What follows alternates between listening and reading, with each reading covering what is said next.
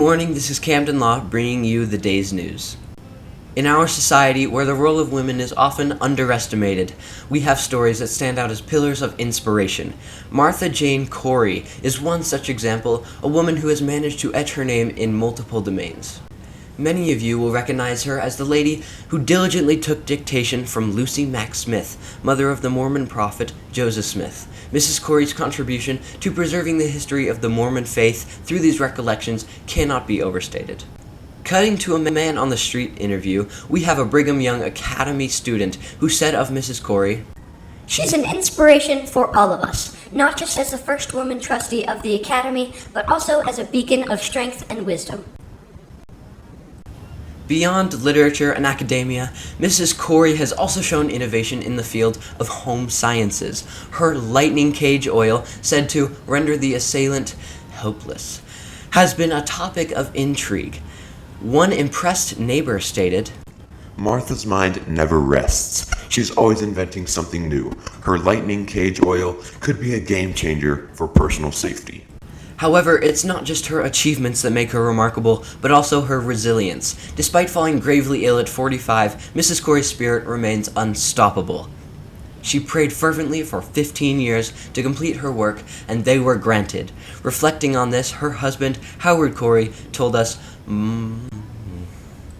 Martha has a strength that is unmatched. Her dedication to her work, even in the face of adversity, is truly awe-inspiring. Indeed, the story of Martha Jane Corey is one of determination, resilience, and relentless innovation. Her life continues to challenge societal norms and expectations and serves as an inspiration to all who believe in the power of perseverance and knowledge.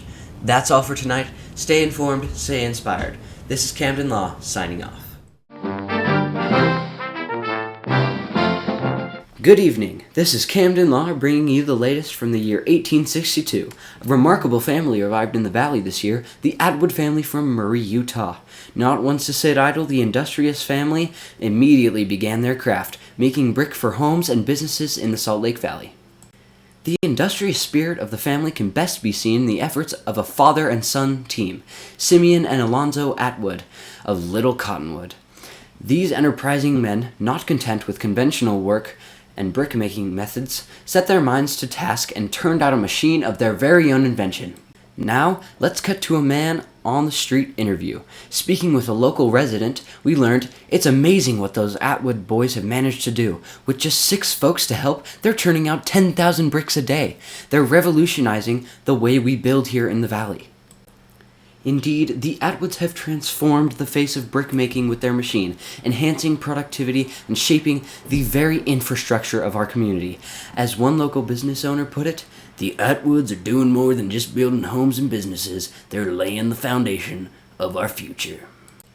With their pioneering spirit, inventive minds, and relentless work ethic, With their pioneering spirit, inventive minds, and relentless work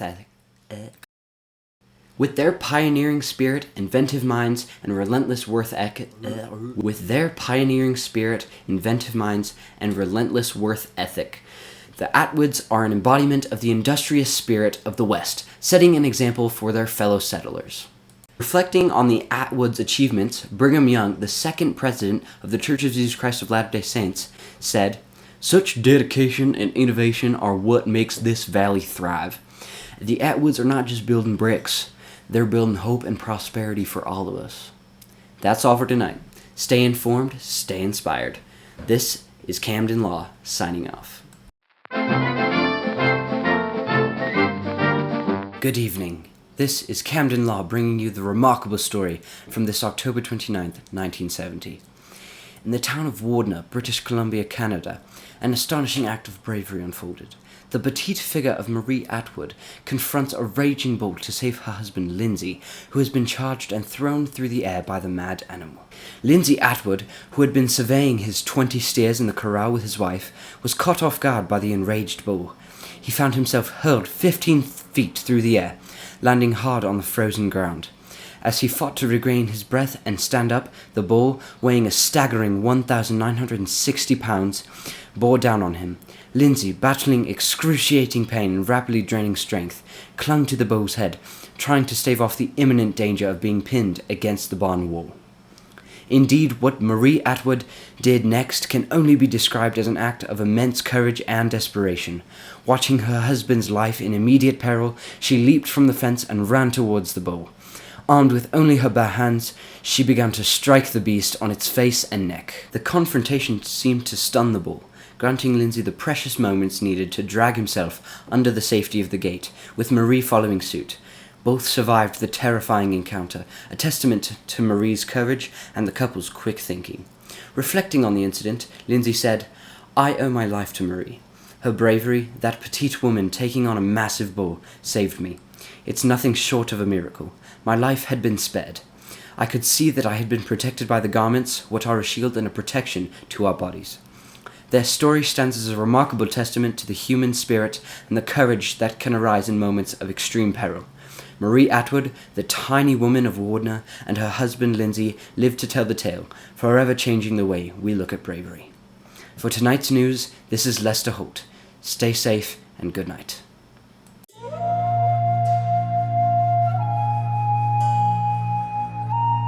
Good evening.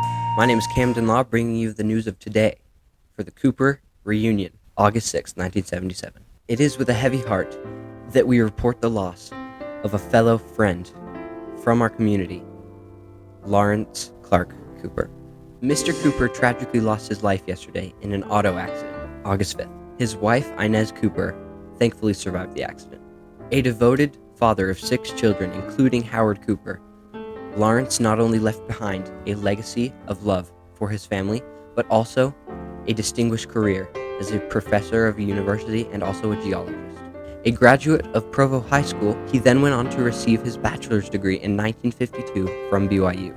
He then got his master's degree in 1958 from the University of Utah in sciences in geology. In a conversation with one of his peers from the University of Utah, we learned that Lawrence was a man who blended his love for knowledge and teaching with a commitment to his faith. His passion for geology and the sciences was evident. He certainly contributed to our community. Mr. Cooper carried on his passion into the classroom at Southern Utah State College, where he served as a respected professor of geology. However, his impact extended beyond teaching. His ingenuity led him to invent the petrographic thin section cutting machine for mining operations and college geology laboratories. He also involved a fellow Professor Moss in the community to developing and promote the use of all fiberglass kayaks. Beyond his professional accomplishments, Mr. Cooper also remained dedicated to his faith, having served an LDS mission in Detroit, Michigan. It was upon his return that he married his college sweetheart, Inez. As we mourn the loss of Lawrence Clark Cooper, we celebrate a man whose life was marked by dedication to his family, his faith, and his field. That's the way it was this Saturday, August 6, 1977. For CBS News, this is Camden Law. Good night. When you're traveling an unfamiliar road in the wilderness in a covered wagon, how do you accurately measure the distance between landmarks? How do you record the route to help the people who follow? William Clayton, assistant clerk of the 1847 Vanguard Company of Saints headed for the Salt Lake Valley, struggled with these questions. He had been assigned to collect information about the trek to benefit later travelers. He tried to estimate the mileage traveled each day, but his estimates usually differed by as much as 4 miles from estimates made by other members of the company. Orson Pratt designed the odometer, or roadometer, to fit Heber C. Kimball's wagon, and Appleton M. Harmon, an expert carpenter and mechanic, used a wooden feed box and some iron scraps to build the device. Each turn of the wagon wheel moved a small wheel 1/6 of a turn. Each complete turn of this wheel, or 6 turns of the wagon wheel, advanced the 60-tooth gear by 1 tooth. 1 full revolution of that gear marked 1 mile. The 60-tooth gear also drove a 40-tooth gear, which completed a revolution every 10 miles. So next time you are headed for the Salt Lake Valley, California Gold Rush, or headed up the Oregon Trail, make sure you have an odometer so that you know how far you've gone and how far it is to the next waterhole or the next trading post. Buy it now at www.orsendometer.com.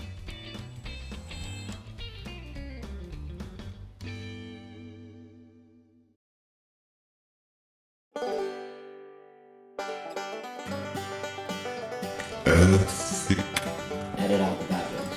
I don't know if I'm playing or not anymore. You are. Oh no, I moved my eyes. Wait. And is often underestimated. We have stories, and that is wrong pitch. Goodness gracious. Of the Mormon faith through those. Buy it now at www.orsenodometer.com.